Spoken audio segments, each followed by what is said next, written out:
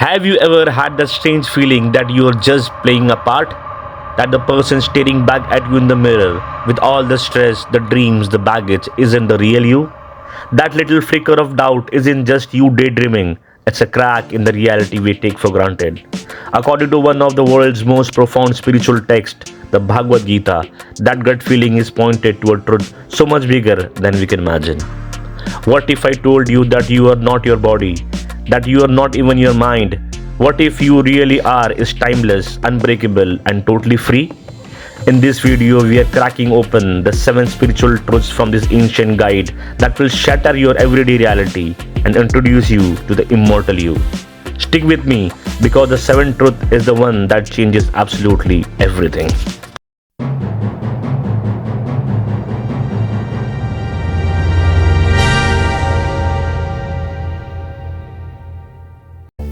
Alright, let's start with the big one.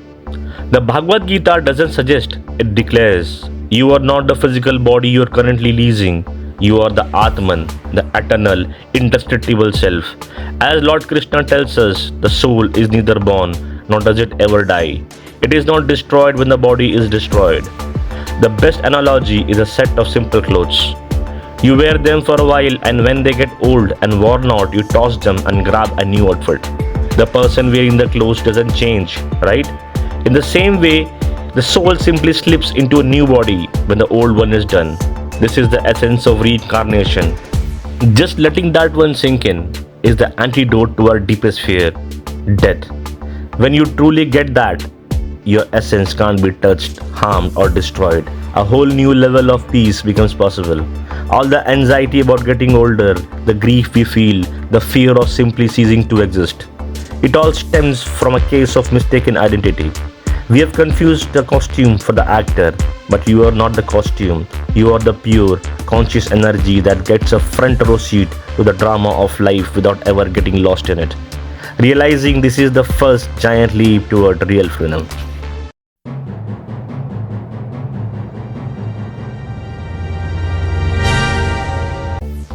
So, if you are an immortal soul, what is the game plan? What are you supposed to do here? In a world screaming about a million different things you should want, the Gita gives us a clear answer. Find your Dharma. Dharma is way more than just duty. It's your unique, authentic path. It's the role you were born to play in the grand scheme of things. The one that fits your natural abilities perfectly. As Krishna says, it is better to perform one's own duty, even imperfectly, than to perform another's Dharma perfectly. This has nothing to do with chasing a promotion, getting famous, or raking up followers. The Gita sees that as a path of desire, which is a surefire recipe for attachment and suffering. Dharma is about doing what you are meant to do with total integrity, not for what you can get out of it, but as a gift to the world. If you are a parent, it's raising your kids with love. If you are an artist, it's creating something true. If you are a leader, it's serving with fairness. When you act from your Dharma, your life clicks into place with a sense of meaning that success or failure can't touch. You are not just working anymore, you are plugged into the sacred rhythm of the universe.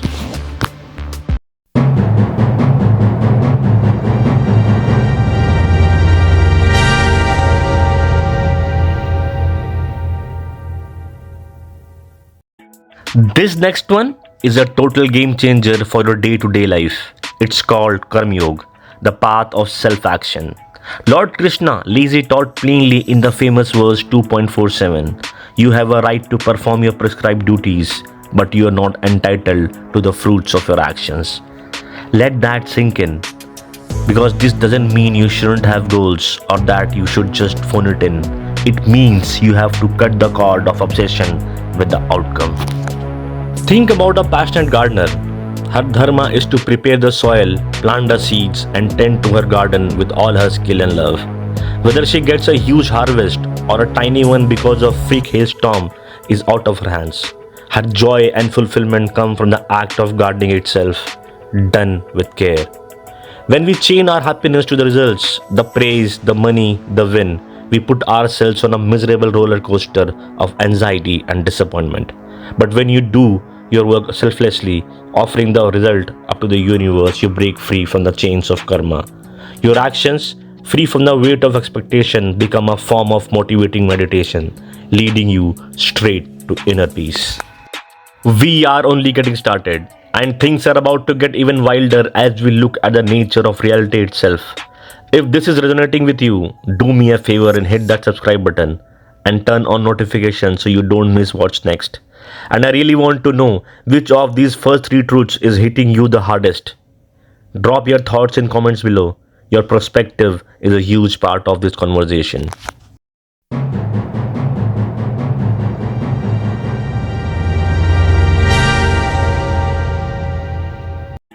Okay, brace yourself because this next truth is designed to mess with your head in the best possible way.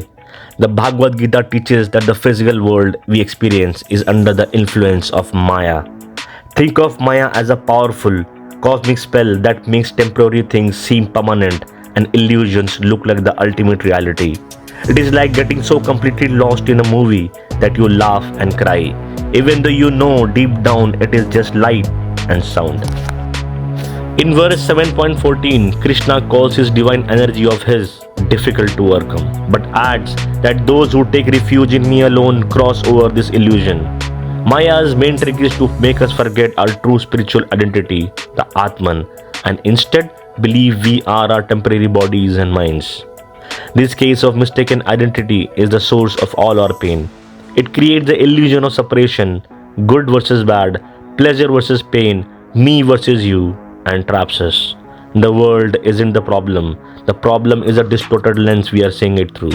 The way to break the spell of Maya isn't to run away from the world, but to see through the illusion with spiritual wisdom, recognizing the unchanging reality that's always been there behind the curtain.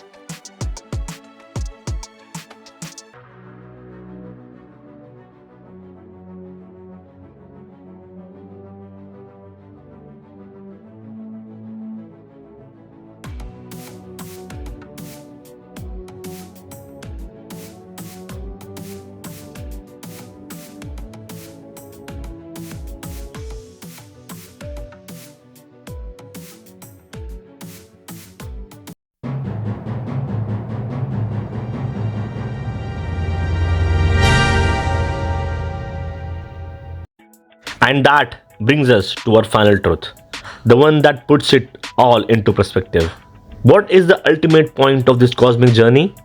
Of all these lifetimes, lessons, and struggles? The Gita gives us one powerful word: Moksha. Moksha means liberation. It is the final, ultimate release from the endless cycles of birth, death, and rebirth, a cycle known as samsara. But moksha isn't about being erased or just escaping. It's the soul's ultimate homecoming. It's a state of total freedom from all suffering and ignorance. It's a permanent, blissful reunion of your individual self, the Atman, and the universal self, the Brahman. And here is the most hopeful, stunning message in the entire Gita. Moksha is the guaranteed destiny of every single soul.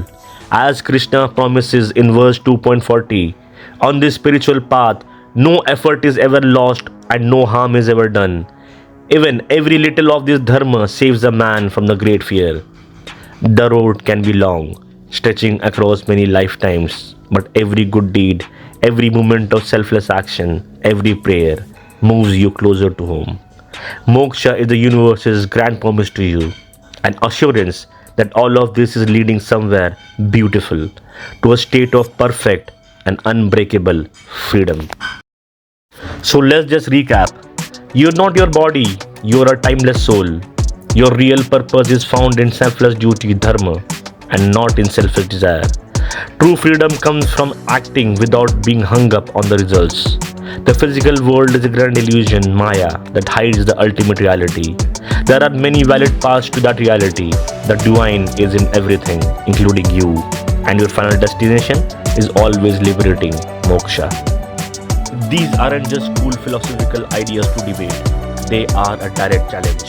A challenge to stop identifying with your small, fearful ego and start living from the power of your vast eternal self. The Bhagavad Gita isn't asking for blind faith, it's an invitation to experiment, to sit with these truths, let them mess with your assumptions, and allow them to shatter the limited reality you thought you knew. And in its place, you can build a new life, founded on the unshakable truth of who you really are.